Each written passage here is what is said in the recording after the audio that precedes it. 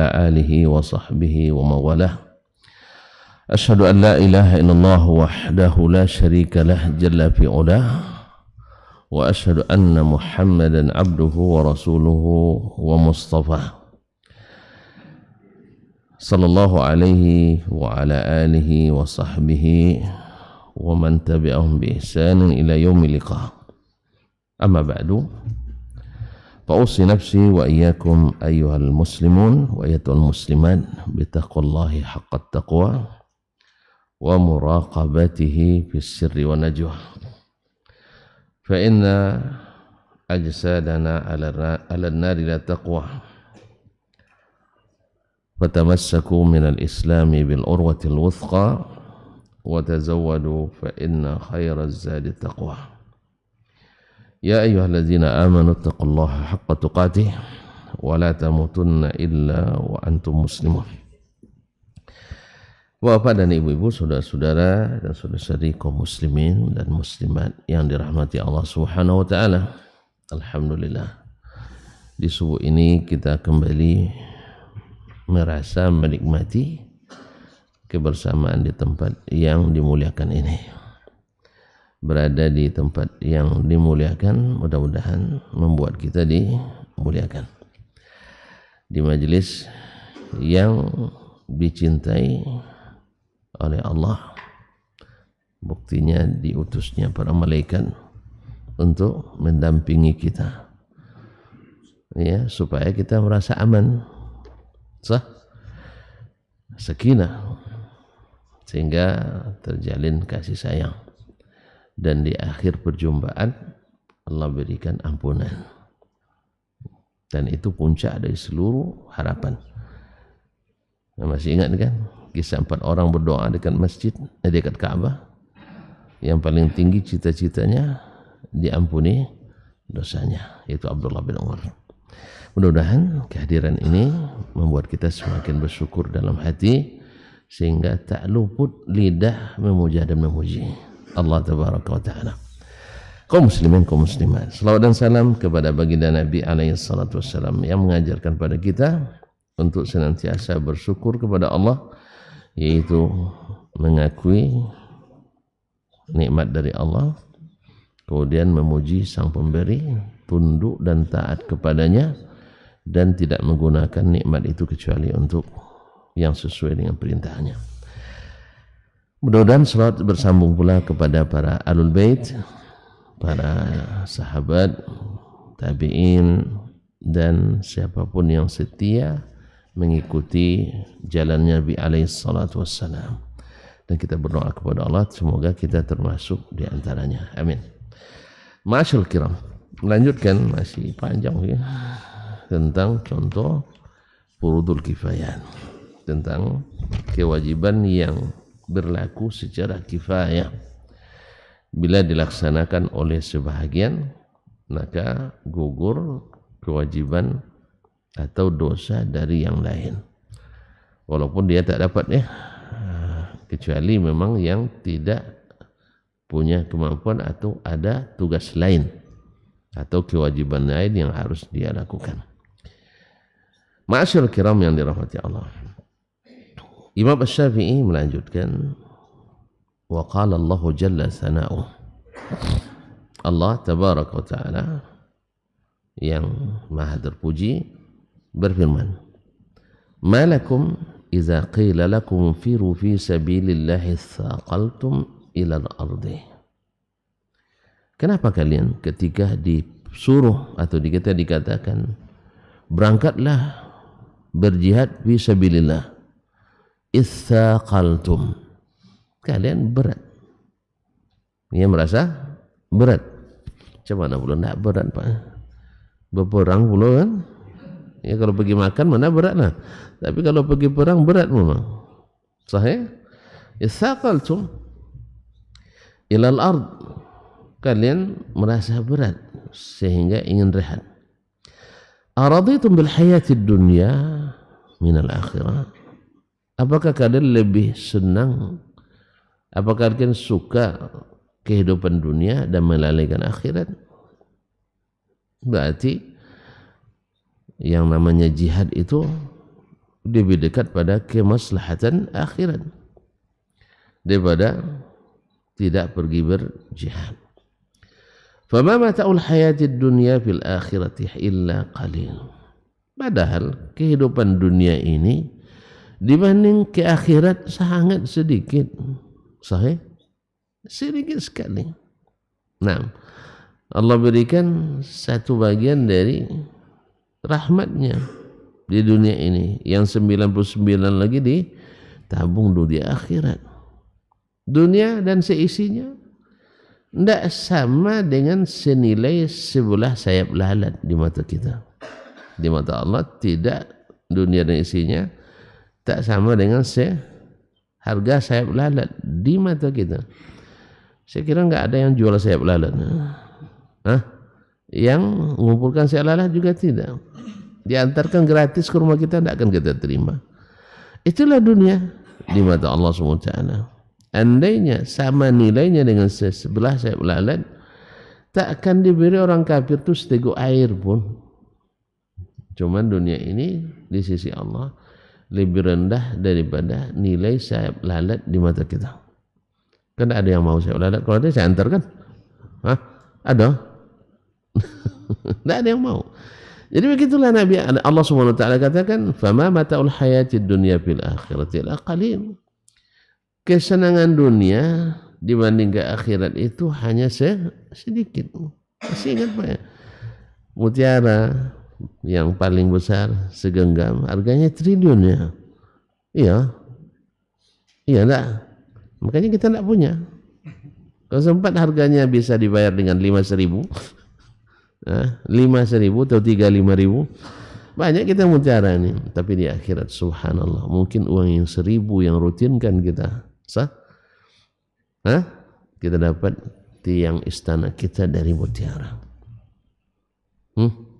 Kusen-kusennya dari intan belian, atap dan apa namanya nih, lotengnya iya dari emas dan perak. Namanya sikit dunia itu. Kenapa kalian berat untuk pergi berjihad? Jadi begitu Allah SWT menggambarkan. Jadi memang Allah Maha tahu kita ini memang suka diiming-imingin maka dikasih tahu seperti itu. Dan ingat, iming-imingin kita dengan iming Allah tidak sama. Kalau kita kadang-kadang PHP-nya, ya kan? Apa hati PHP itu? Di mana dapat palsunya? Oh iya, pemberi harapan palsu. Kalau Allah tidak, innallaha la yukhliful mi'ad. Allah tak akan batalkan janji kecuali kita sendiri yang batalkan. Kaum muslimin dan muslimat dirahmati Allah.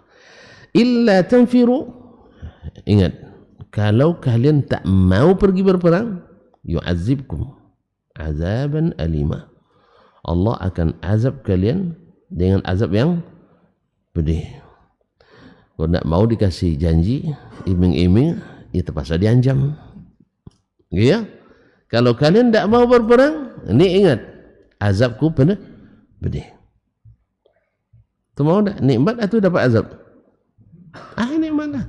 Nah, habis itu wa yastabdil qauman ghairakum.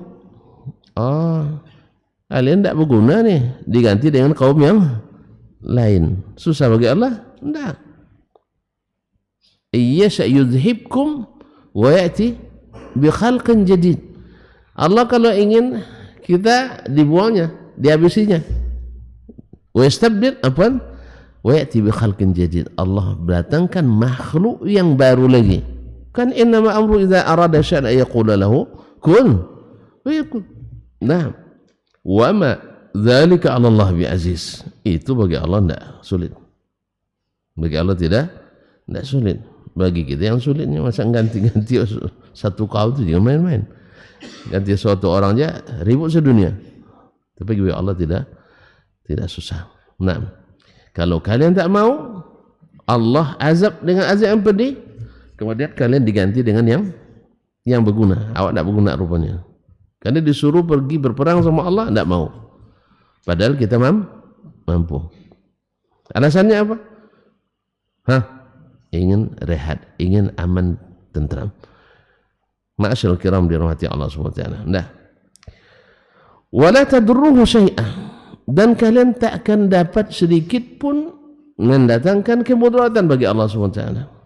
Bisa melawan? Bisa melawan? Enggak. Ya kalau tidak bisa melawan, taatlah. Masa melawan lapar aja kita tidak mampu, melawan haus juga tidak bisa. Kan itu kan sunnatullah, itu sunnatullah pada penciptaannya. Yang haus mesti minum, yang lapar mesti makan, yang ngantuk mesti tidur. Nah, coba dilawan rusak sistem kita. Oleh sebab itu, kalau Allah perintahkan, jangan coba dilawan. Kalau ada yang melawan, rusak sistem. Nah, kalau kerjanya merusak, mungkin Allah ganti dengan yang under dini rusak, tentu ganti dengan yang seperempat baru. Tidak bisa diperbaiki lagi, Pak. Kalau bisa diperbaiki, oke.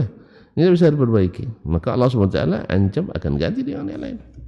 Dan kalian tak bisa sedikit pun datangkan mudarat kepada Allah Taala. Ada banyak yang coba sebelum kita. Kaum Nuh, kaum 'Ad, kaum Thamud, Fir'aun, Namrud. Sampai di abad-abad modern banyak yang coba-coba menentang Allah SWT. Mikhail Gorbachev misalnya. Siapa lagi? Mussolini. Siapa lagi? Apa lantulan daripada saya lagi? Yang di Jerman sebenarnya, yang Nazi, Hitler. Yang di Rusia, Stalin. Siapa lagi? Indonesia ada? Tidak, alhamdulillah. Beruntung kita, alhamdulillah. Indonesia memang tayyib, masya Allah. Indonesia ini tayyib. Maka kalau ke luar negeri musim haji itu Indonesia itu sangat-sangat ini disenangi orang. Cuman akhir-akhir ini banyak juga bikin ulah pula. Jadi tontonan yang memalukan kadang. Jadi karena nampaknya tambah kejahilan kita di musim haji itu, jadi tontonan memalukan hari ini. Kan banyak itu. Di zaman viral-viral begini ini, janganlah buat hal-hal yang tidak baik. Ya, orang pergi ibadah, masa pergi ke sana nyanyi-nyanyi dan lagu-lagu depan orang ramai. Itulah subhanallah, ini para pembimbing. Kalau biasa pun nyanyi di tempat kita, di sana jangan nyanyi lagi. Kan sana bukan untuk nyanyi, tapi untuk beribadah. Itulah, makanya karena terbiasa nyanyi, akhirnya ke luar negeri itu bawa nyanyi. Dulu orang senang nengok kita, Indonesia tuh manut-manut, santun-santun, baik-baik. Sekarang enggak lagi, enggak pandai tongko-tongko, sehingga demo terbesar di dunia ada di Indonesia. Demo terbesar di dunia, jadi bagi sebagian prestasi, tapi sebenarnya itu adalah frustasi. Nasallallahu alaihi wasallam. Ala kulli hal, kaum muslimin dan muslimat dirahmati Allah Subhanahu wa taala. Wallahu ala kulli syai'in qadir. Allah Maha Kuasa terhadap segala sesuatu. Dah. Nanti kita tunggu penjelasan imam ya. Jangan tergesa-gesa. Sabar dulu. Wa qala, kemudian Imam Syafi'i melanjutkan, Allah juga firman, infiru khifafan wa thiqalan. Pergilah berangkat berjihad. Baik khifafan merasa ringan, atau thiqalan merasa berat. Oh, tadi kan katanya kan harus berat tuh. Berat ringan pergi. Berat ringan harus paksa pergi. Sebab apa? Azab Allah pedih. Kalau kita pergi, nikmat Allah besar. Jelas kaum muslimin? Jadi ibaratnya di depan itu ada surga, di belakang kita ada neraka yang mengejar. Nah, gimana? Kalau sempat antum di belakang dikejar, di depan ada yang menjanjikan. Semakin kuat tak larinya? Pasti semakin kencang larinya. Semakin kencang larinya. Wajahidu bi amwalikum wa anfusikum. Berjihadlah dengan hartamu dan jiwamu sendiri fi sabilillah. Di jalan Allah, tapi ingat fi sabilillah. Maka ini harus kita paham, harus fi sabilillah. Bukan fi sabil syaitan. Bukan di jalan syaitan. Ada jihad fi sabil syaitan? Baru pertama dengar urusannya. Baru pertama dengar. Kan sudah kita sebutkan atau disebut sering oleh masyarakat kita bahwa ada orang mati berjihad di zaman Nabi fisabilillah menurutnya. Ternyata Allah berikan wahyu ke Nabi, bukan dia berjihad bukan karena lillah, tapi apa? Untuk apa?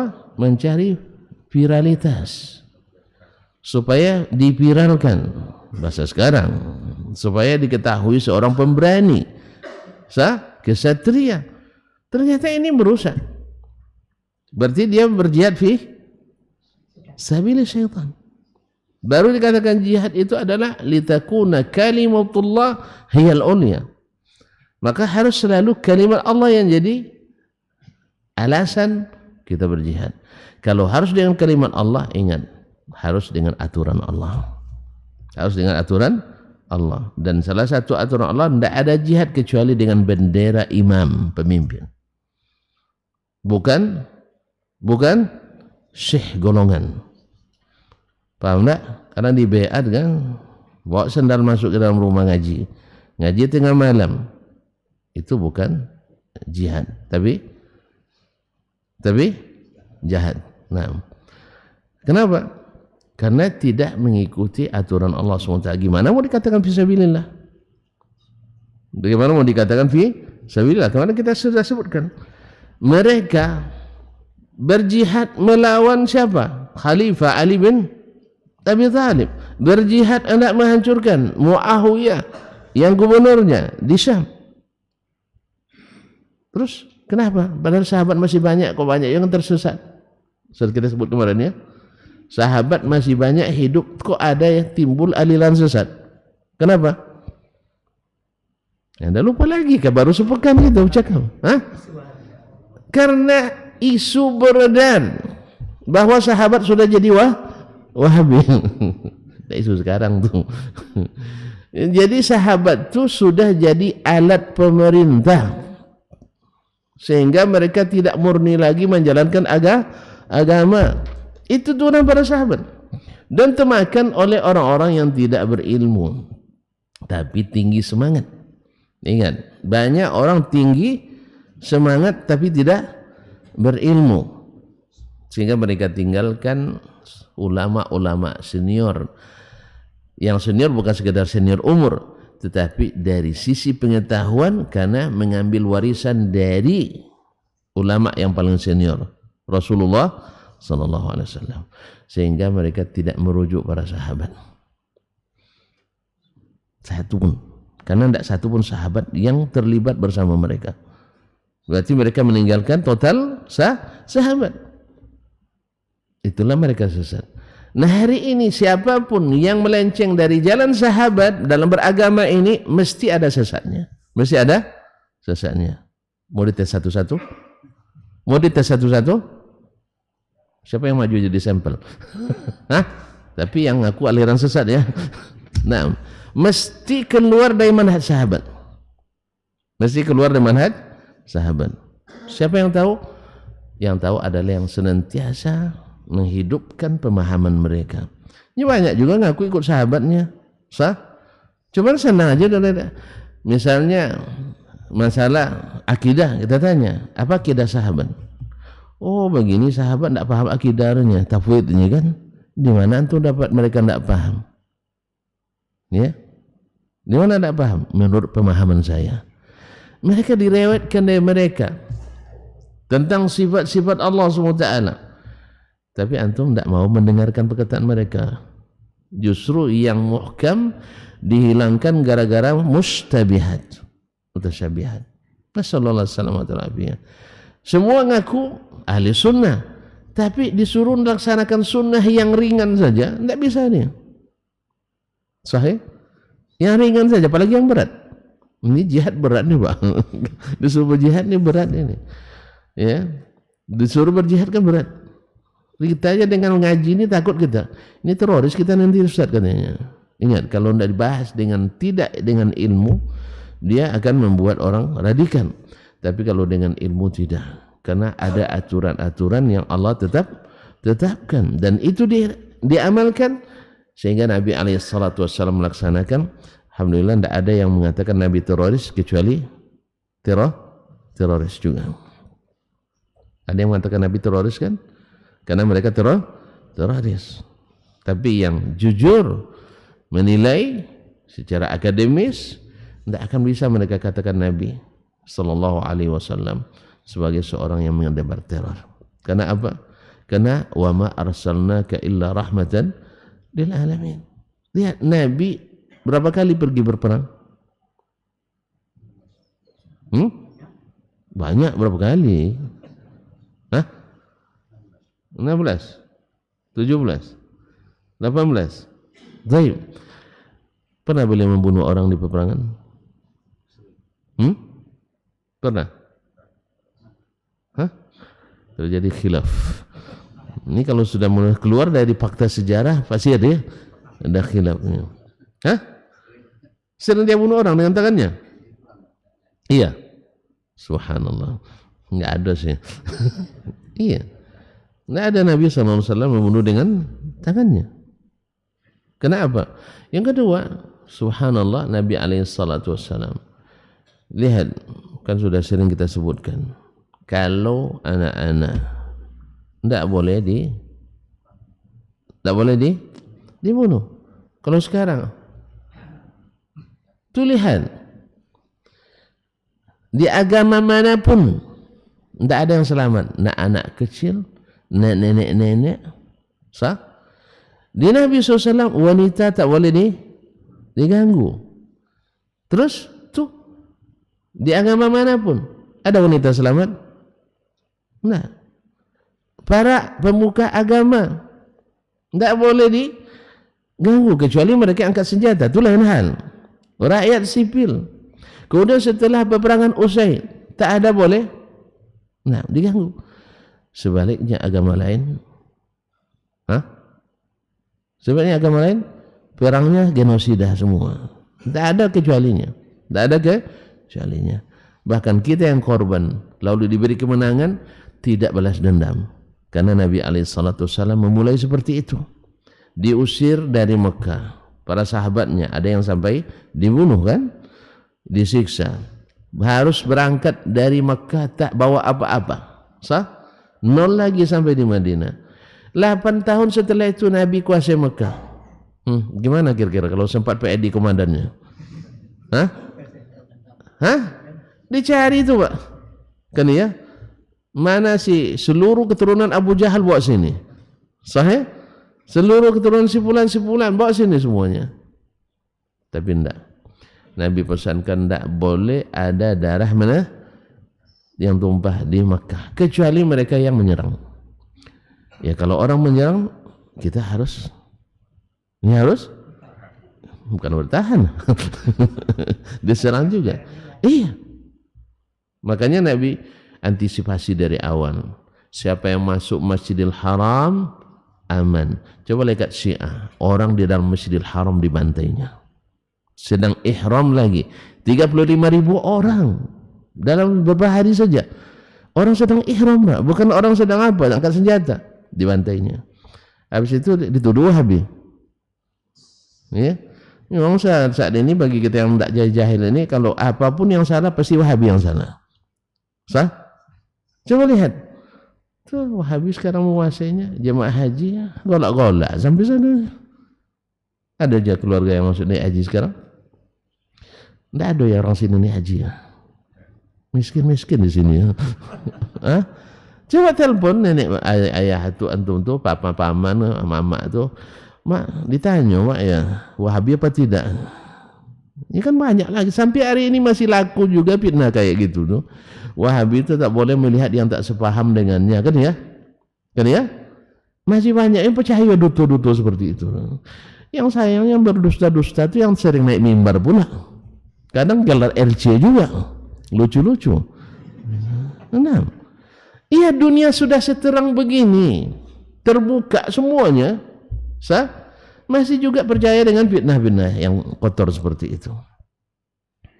Jadi kadang-kadang gimana cara menjelaskan? Memang kalau sudah metodenya tetap kambing walaupun terbang payah. Tetap kambing walaupun terbang. Ya. Apa namanya? Ompek ganjil 5 gonok. Ompat ganjil 5 genap. Atau kalau gitu udah payah. Ya, dah sejelas itu.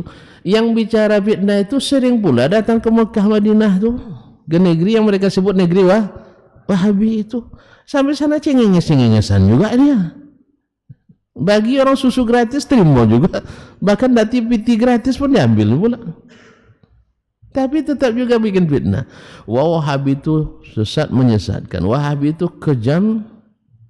Tidak bisa menerima perbedaan pendapat. Tidak suka baca kitab ulama.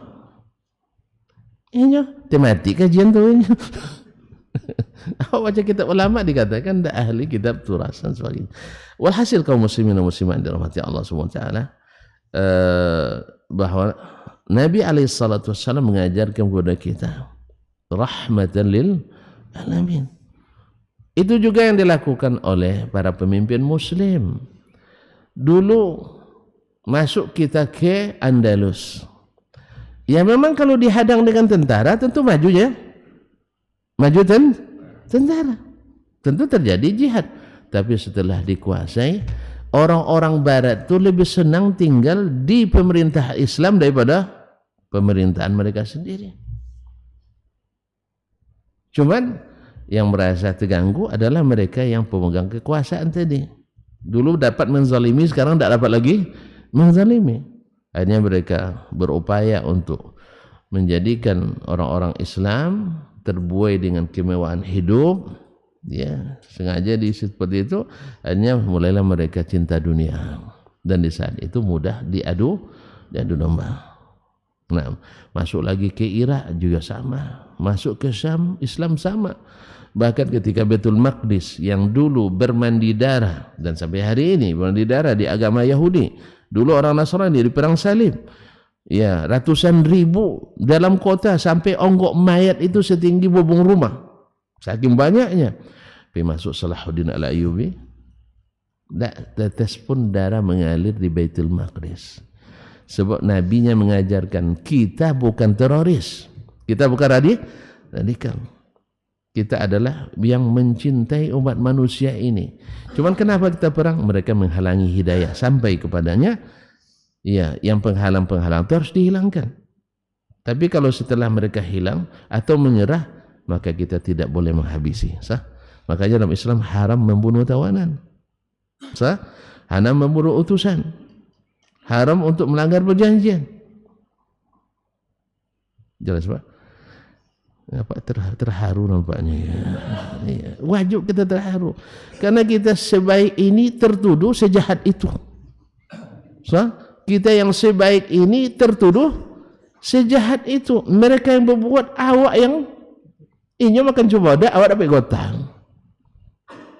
Coba tengok film-film yang banyak film teroris, film mana? Film barat. Kalau Indonesia ni banyak film hantu. Sahih. Dan film itu adalah replika kehidupan sosial. Foto apa istilahnya?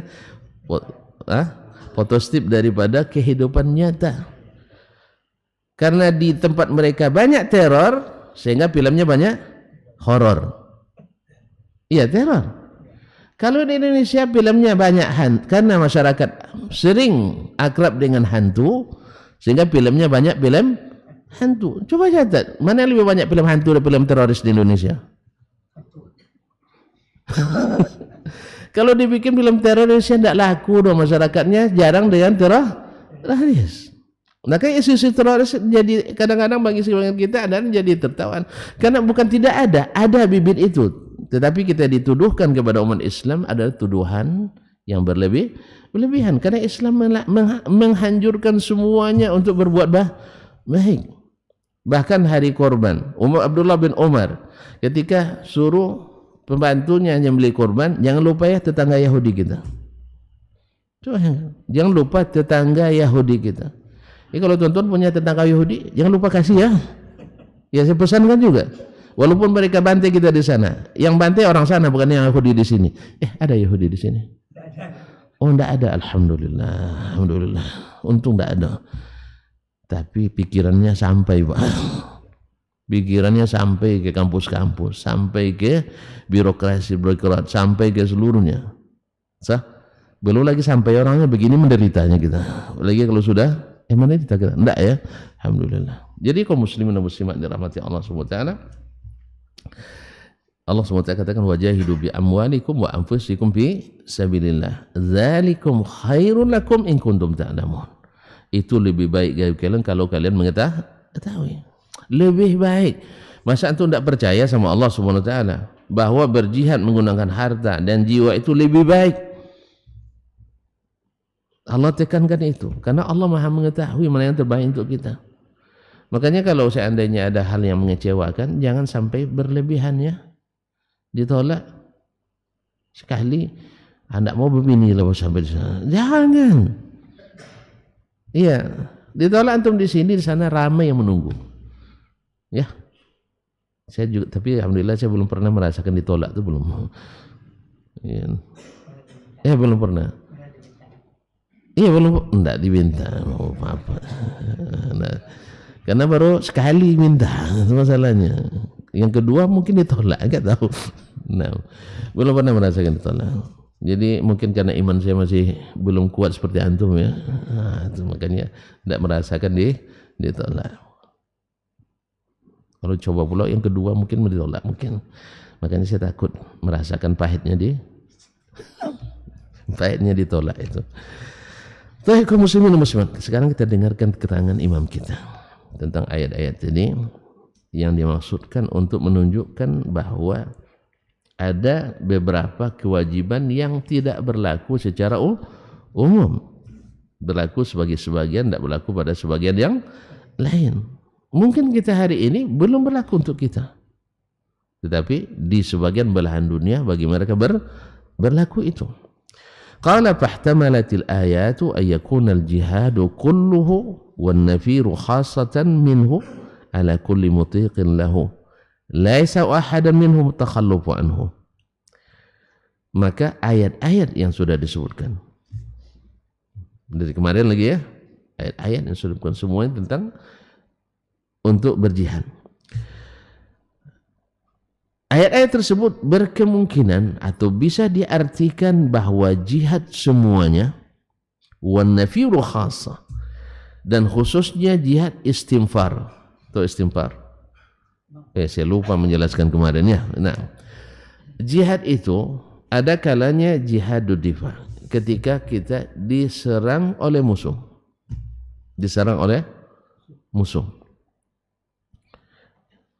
Nah, gimana hukumnya waktu itu? Wajib.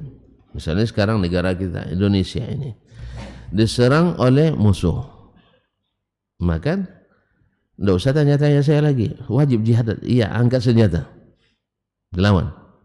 Nah, jelas ini namanya fardu ain. Iya, izin orang tua pun tidak perlu tanya lagi itu.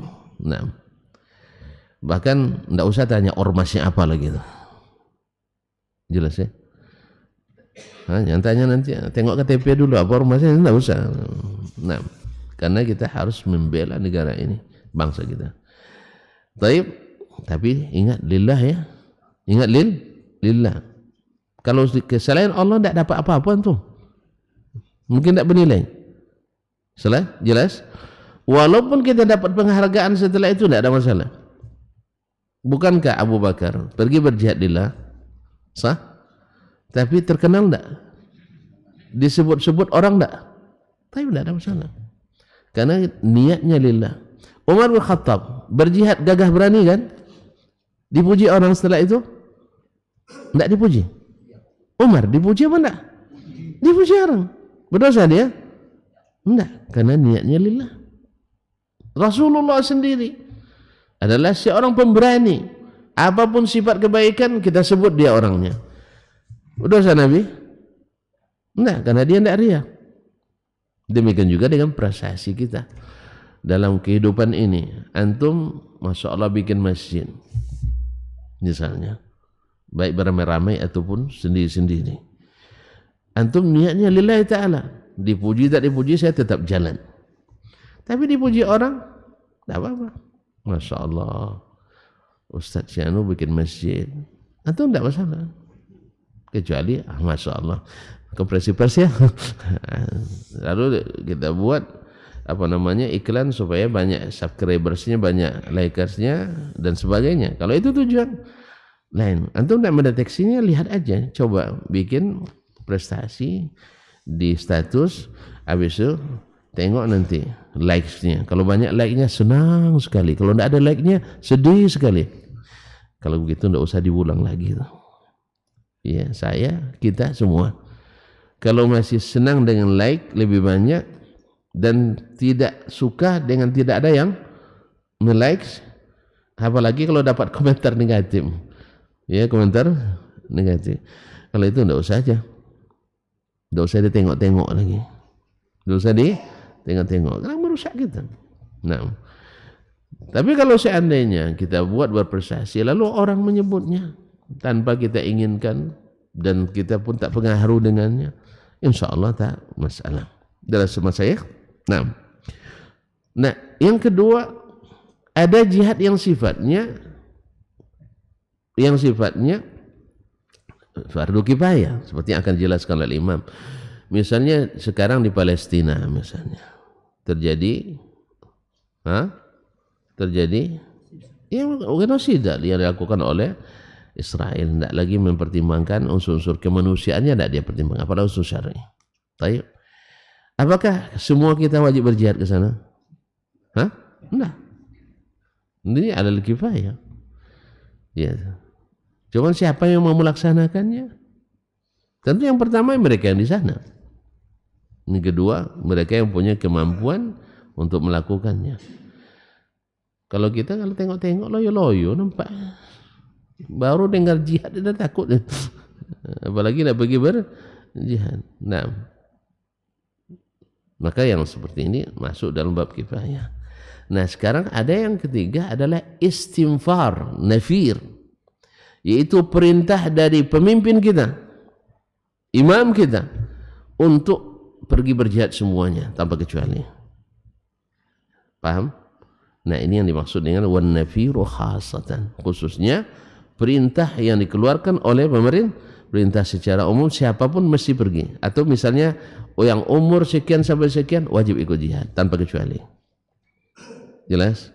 Mungkin istilah sekarang walaupun tidak sama, wajib militer. Ya, wajib militer. Sebagai negara kan ada kewajiban ikut militer. Umur sekian pokoknya mesti ada sekali pelatihan. Walaupun tidak sama dengan itu, tapi seperti itulah lebih kurang diwajibkan kita oleh pemimpin untuk bagi berjihad. Wan nafiru khassah. Ini maksud beliau.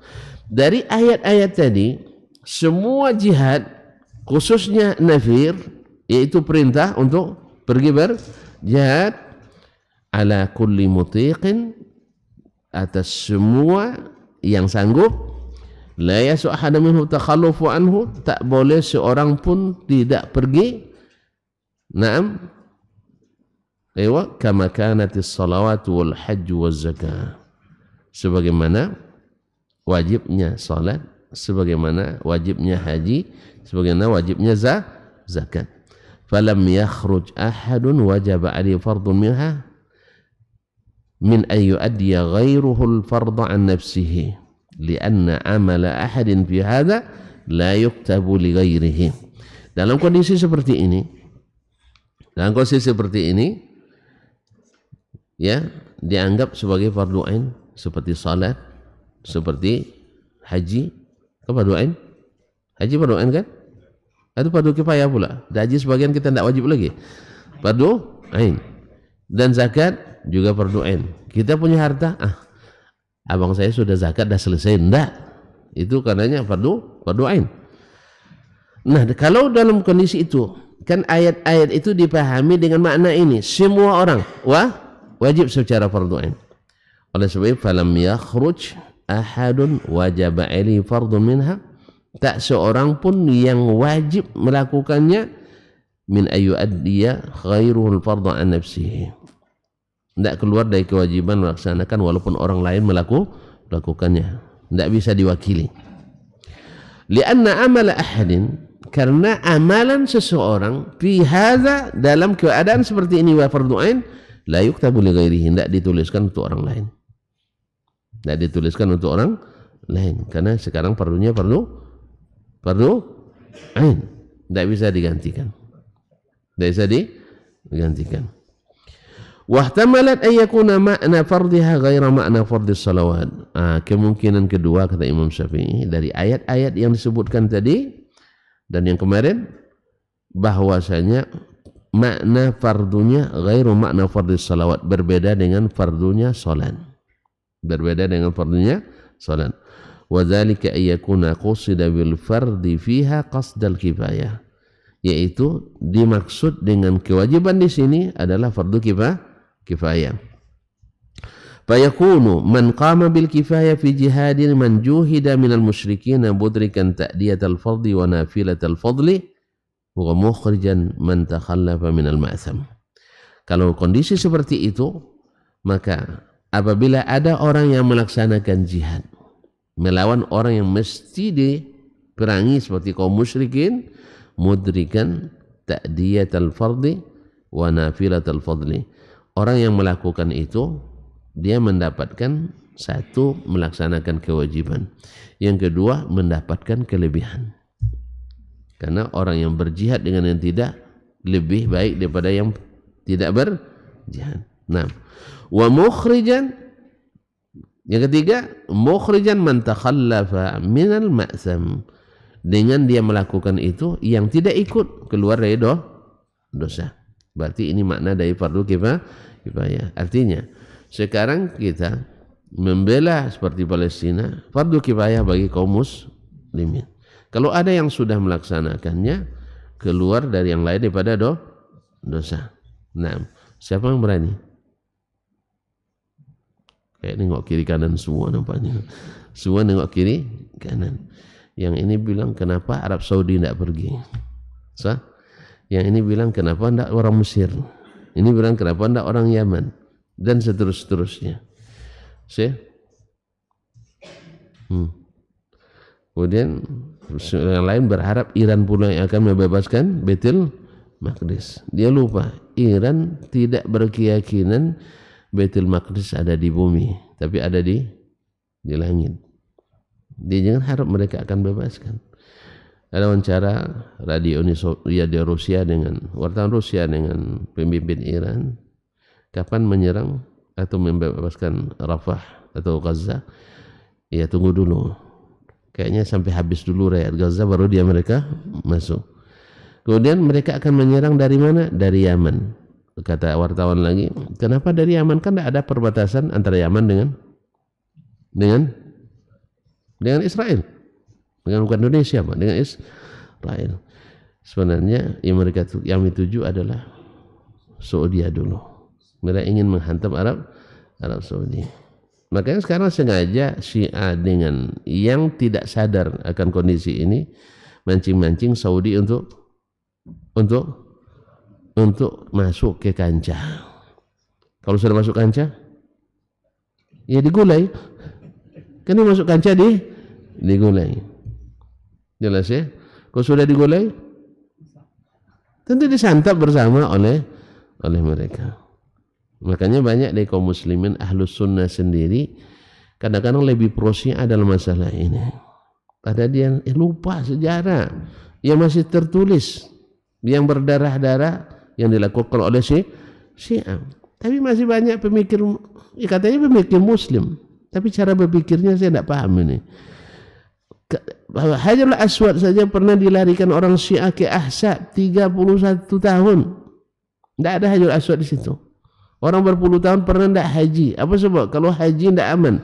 Sekarang di masa Arab Saudi, kapan tidak aman haji? Kan ada yang menyamakan lebih parah pula. Kadang dibuat spanduk, saya lihat di satu tempat, bahwa Wahabi lebih bahaya daripada Syiah. Ini orang tak jahil atau orang jahiliyah? Ya. Kapan pula Wahabi lebih parah daripada Syiah? Mungkin karena tidak tahu. Ya. Syiah tidak lama berkuasa, maka tidak berkuasa puluhan ribu orang habis dan negara tidak aman. Coba lihat, kalau antum pergi ke Iran itu tidak ada masjid Al-Sunnah yang aman di sana. Tapi sinagog Yahudi banyak di sana. Yang lupa hadis Dajjal, akan diikuti Dajjal oleh 70.000 orang Yahudi Asfahan. Asfahan di mana? Ya, Iran sekarang. Makanya banyak pemuka Yahudi di sana. Habis itu yang tertuduh bikinan Yahudi Wahabi. Itu lucu-lucu, yang tertuduh Yahudi yang Wahabi adalah bentukan. Mana mungkin Yahudi membentuk sebuah negara yang undang-undang dasarnya Al-Quran dan Sunnah. Masuk sih. Wih. Yahudi membuat negara dasar, undang-undang dasarnya, kalau kita kan undang-undang dasar 45 ya. Itu undang-undang dasar mereka adalah Al-Quran dan Sunnah. Mungkin Yahudi bangun negara seperti itu? Pikir sehat lah dikit. Katanya salam akal sehat. Tapi akan sakit juga. Yang kedua, Masya Allah, Badan Kriminologi Dunia sudah berkali-kali memberikan penghargaan negara paling aman di dunia. Apa lari sih? Nah, kaum muslimin dan muslimat dirahmati Allah SWT. Jadi kadang-kadang kita mudah terprovokasi oleh isu dan syubhat. Ini kadang-kadang yang jelas jadi tidak jelas. Maka jangan dekat-dekat, kata Nabi, jangan dekat-dekat syubhat. Jangan dekat-dekat syubhat. Dah jelas barangnya, jangan dekat-dekat lagi. Nah, jadi mereka sengaja tarik-tarik mereka ke dalam kancah sehingga masuk kancah digulai. Setelah digulai disantap. Setelah disantap tentu habis ceritanya. Siapa yang kuasai lagi nanti? Di Timur Tengah itu yang boleh dikatakan mapan, didukung oleh kekuatan barat penuh. Siapa? Ya Syiah, Iran. Nah, cuman mereka kan suka berkamuflase, bersandiwara. Awak condo bertumbuk ya nyonya. Tapi gue ekor lah apa? Awak maksudnya tau ngawak, awak tumbuk mau samanya. Jadi umat Islam memang sering kena seperti itu, tuan-tuan, tak kicau dinan tarang. Umat Islam itu selalu kati kicau dan tarang. Apa sebab? Penerangnya Al-Quran dan Sunnah dia tinggalkan. Dilarang memberontak ke pemerintah. Tidak diterimanya. Ya, pemerintah yang mana dulu katanya. Kan Nabi bilang pemerintah kalian. Tidak disebut oleh Nabi mesti menjalankan Al-Quran dan Sunnah seperti zaman saya. Tidak itu katanya. Bahkan dijelaskan mereka zalim, makan hartamu, memukul punggungmu. Sabar kata Nabi. Sambil sabar ada batas kata Nabi. Tidak ada sabar, tidak ada batas. Sampai kalian bertemu denganku di tepi telaga. Tidak sampai, maksudnya sampai taubat imam, tidak itulah. Sampai kalian bertemu denganku di tepi telaga. Tidak percaya di hadis itu. Kan ya? Sahabat karena yakin selamat mereka, tidak ikut Khawarij. Khawarij karena tidak yakin, tidak mau belajar sama sahabat. Sama Khawarij dulu dengan hari ini sama. Apa tidak minta fatwa ulama besar-besar senior deh, mereka alat pemerintah sodotunya sudah diperalat oleh pemerintah. Dan pemerintah apa hukum? Dah kafir mereka. Tentu alat orang kafir berarti kafir, halal darah mereka. Asal itu yang salah, Wahabiyun salah. Tertuduhlah Wahabi Khawarij. Ada yang bilang seperti itu, ada gelar RC juga. Nah, ya subhanallah ini. Barang yang sejelas ini kaji, bagi mereka jadi tidak jelas karena memang dasar pemikirannya ilmu kelam. Yang terang jadi kelam. Kita katakan kita anti Khawarij. Dia bilang kalian Khawarij. Yang demo siapa? Mereka kan? Terus kita yang tak demo? Khawarij. Yang tak demo saja bilang Khawarij. Demo aja tentu tak mau kan? Apalagi berperang. Nah, walaupun dalam masalah demo ini terjadi khilaf juga menurut saya ya. Itu pendapat saya. Hormati aja lah, kan boleh beda pendapat sedikit kan? Tidak semuanya ditafsirkan dengan Khawarij. Ya, walaupun sebagian besar kawan-kawan kita mengatakan semua demo adalah metode Khawarij. Tidak, tahan dulu. Nah, tapi kalau tentu tidak setuju, abaikan saja pendapat saya. Tidak ada masalah. Nah. Ya, masa tidak boleh beda sedikit aja tentu. Tidak boleh beda sedikit. Alhamdulillah. Sedikit aja. Nah, kaum muslimin kaum muslimat dirahmati Allah Subhanahu wa taala. Berkata Syekh Al-Imam rahimahullah taala, mukhrijan man takhallafa minal ma'tham. Ketika dia fardu kifayah yang tidak ikut keluar dari dosa, tapi dia satu dapat melaksanakan kewajiban, dua punya kelebihan, yang ketiga membantu yang lain dari dosanya. Nah, walam yusawwillahu bainahuma. Allah tak samakan antara keduanya. Siapa? Yang berjihad dengan yang tidak berjihad, tentu tidak sama. Apa kata Allah? Faqala Allah berfirman, la yasawil qa'iduna minal mu'minina ghairu ulil darari wal mujahiduna fi sabilillah bi amwalihim wa anfusihim. Tidak sama, ya, tidak sama orang-orang yang tidak pergi berperang. Al-qa'idun yang duduk, diistilahkan dengan orang yang duduk, karena perang tidak ada duduknya. Jadi perang sambil duduk ada, kecuali duduk di atas tanknya atau di atas bangku saat tempurnya. Nah, tapi umumnya perang itu tidak ada istilah duduk, maka diistilahkan yang duduk dari peperangan, tidak mau pergi berperang. Ghairu ulil darar, kecuali mereka yang punya halangan. Misalnya orang buta, ya, tapi kan ada sebagian orang buta yang lebih ahli, ya. Nah, atau orang yang pincang, orang cacat, atau yang memang diberikan tugas untuk mewakili pemimpin. Misalnya Ali radhiyallahu taala an, ya, ketika perang Tabuk disuruh oleh Nabi jadi pelaksana tugas harian, PLH. Ya, PL bukan PJS. Tahu beda PLH dengan PJS? Enggak tahu ya. PJS kan banyak sekarang, semua PJS. Pejabat semen PJ, ya. Nah, PLH pelaksana harian tugas pemerintahan di Madinah. Ali sebenarnya, mohon maaf, kurang ridho juga. Masa saya ditinggal seperti kaum wanita dan orang-orang yang berhalang. Iya, kan dia seorang gagah berani, disuruh jadi penunggu gitu.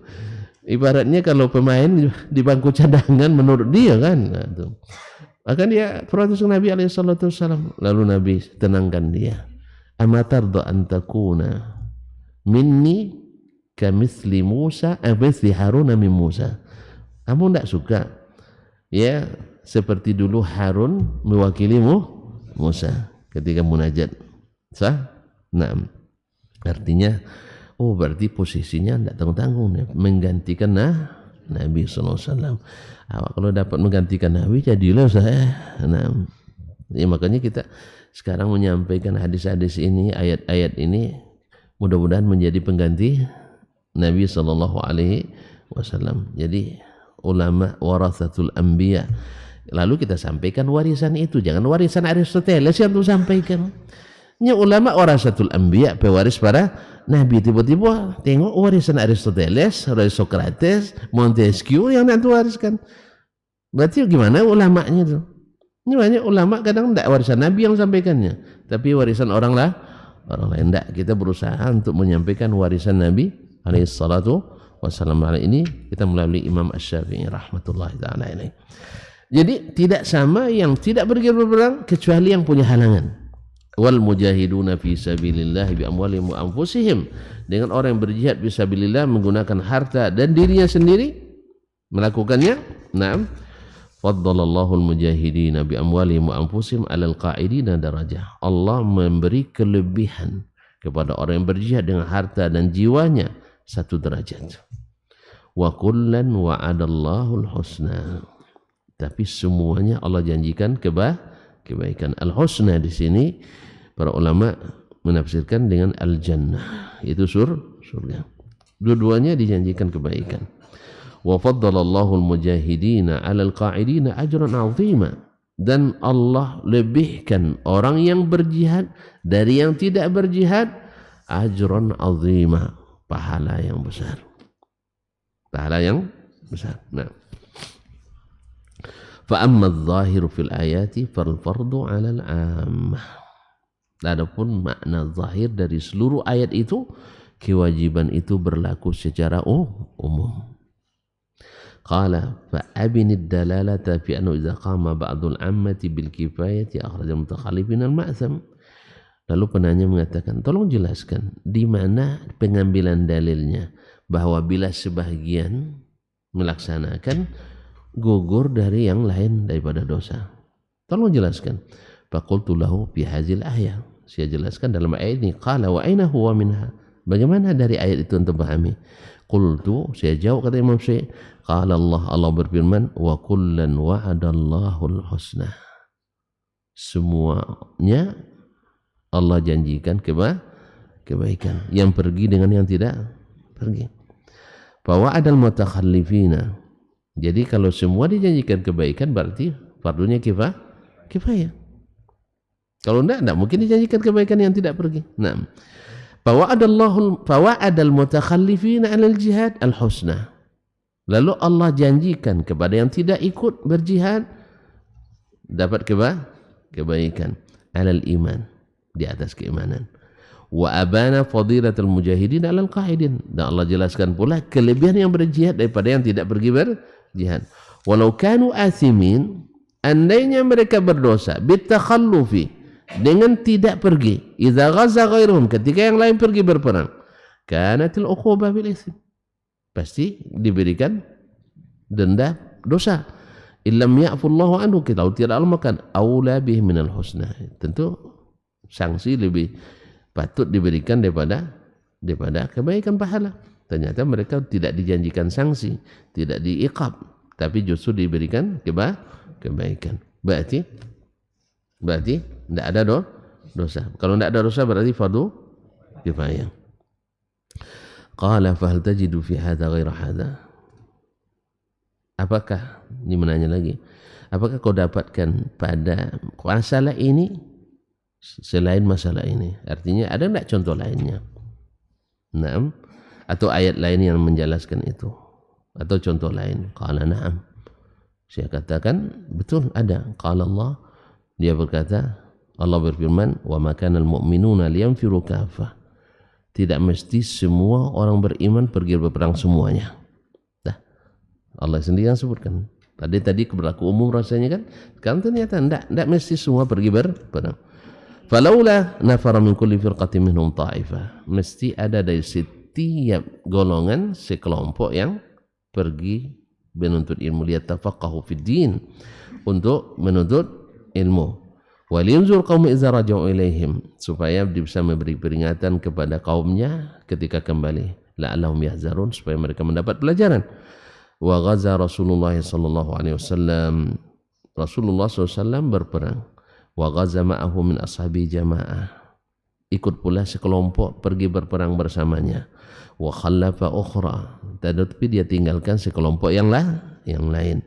Hatta takhallafa Ali bin Abi Thalib, sampai-sampai Ali bin Abi Thalib tak ikut fi ghazwati Tabuk, dalam perang Tabuk. Wa akhbarana Allah, dan Allah beritahukan kepada kita, annal muslimina, bahwa kaum muslim lam yakunu liyanfiru kafah, bahwa orang-orang beriman, orang Islam tidak mesti semuanya pergi berperang. Falaula nafara min kulli firqatin minhum ta'ifah, harus ada dari setiap golongan yang sekelompok yang pergi menuntut ilmu. Fa akhbara anna an-nafira ala ba'dhin duna ba'd. Maka di sini Allah jelaskan bahwa perintah berangkat perang itu berlaku atas sebagian, tidak pada sebagian yang lain. Wa anna at-tafaqquha innama huwa ala ba'dhin duna, dan bahwa bertafaqquh fid din juga wajib bagi sebagian, tidak wajib bagi sebagian yang lain. Mereka kalau pergi pula anak sama ayah pergi untuk ilmu, siapa yang biayai? Nanti sama-sama putus sekolah ya nanti. Ya, tapi walaupun tidak jarang dari dulu sampai sekarang, saya punya guru anaknya ngambil S2, S3, ayahnya baru kuliah S1. Sebab dulu ketika ayahnya menikah, anaknya mau kuliah, ketika anak menikah dulu kan baru tamat SMA sudah bisa jadi guru dulu. Nah, sekarang di semasa anaknya nak jadi dosen harus minimal S2. Akhirnya ayahnya pun karena sudah anak dah besar-besar, tidak ada tanggung jawab lagi, awak sampai kuliah dan sampai lonyongnya, pergi pula dia kuliah ke luar negeri sama anaknya. Jelas? Karena anaknya dia bergaji. Dia pun sudah pensiun, gaji pensiun juga ada. Maknya dia tua pula. Jadi tidak perlu ditemani, tidak perlu selalu ditemani lagi. Tapi dibawa juga ke luar negeri kadang. Nah, oleh sebab itu makanya saya bilang sama anak saya, kamu kalau mau nikah tidak masalah, mau kuliah saya kuliahkan, ya, istrimu kuliah saya kuliahkan, mertuamu kuliah insya Allah saya kuliahkan, tapi dengan catatan saya sanggup. Kalau tidak sanggup ya rasakanlah sendiri, kan kita nggak tahu kan, kehidupan ini kan fluktuatif bang, yang naik turun ya. Sekarang saya ketika ngomong nih mungkin saya sanggup, besok pas udah terjadi jangan nuntut saya mertua, katanya Ustaz nak ngulirkan mertua, saya mertua anak-anak kan, kalau saya sanggup. Nah, baik kaum muslimin dan muslimat dirahmati Allah SWT. Jadi bahwa menuntut ilmu wajib bagi sebagian, tidak wajib bagi sebagian, kecuali hal-hal yang kita sebutkan di awal kemarin, yang tidak mesti kita ketahui. Bagaimana berakidah yang benar, bagaimana sholat kita, bagaimana puasa, bagaimana zakat bagi yang berharta, dan bagaimana haji bagi yang punya kemampuan tunai haji. Dan kalau nak menikah, bagaimana pula menikah yang ini. Kalau nak menggalih, paham pula ilmu tentang menggalas dan sebagainya. Tapi nampaknya selalu waktu yang membatasi kita. Ya, waktu sebenarnya banyak, cuman kayaknya bagi saya selalu terbatas. Wabillahi taufiq wal hidayah. Kita sambung lagi besok insyaallah, tidak panjang lagi. Ya, besok aja ya, sabar ya. Jangan kemana-mana. InsyaAllah kita kembali bertemu di lain masa. Wabillahi taufiq wal hidayah. Wa subhanakallah bihamdik. Asyhadu an la ilaha illa anta astaghfiruka wa atubu ilaik. Wassalamualaikum warahmatullahi wabarakatuh.